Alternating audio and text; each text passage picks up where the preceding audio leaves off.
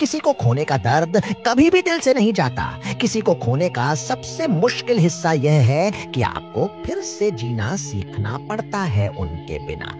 जब वे चले जाते हैं तो एक हिस्सा आपके साथ जाता है। उनके जाने के बाद जो खालीपन महसूस होता है वह कल्पना से परे है। उनके बिना जीना सीखना, जो कभी वापस नहीं आएंगे, जीवन के सबसे दर्दनाक, जीवन परिवर्तन और भ्रमित करने वाले अनुभवों में से एक है।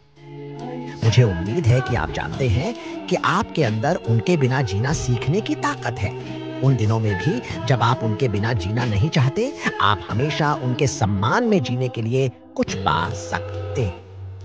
उनके बिना फिर से जीने की अपनी यात्रा पर मत रुको। आप धीरे-धीरे महसूस करेंगे कि वे आपके साथ हैं, आपके आसपास हैं और आपको सभी छोटे-बड़े और बीच के पलों में मदद कर रहे हैं।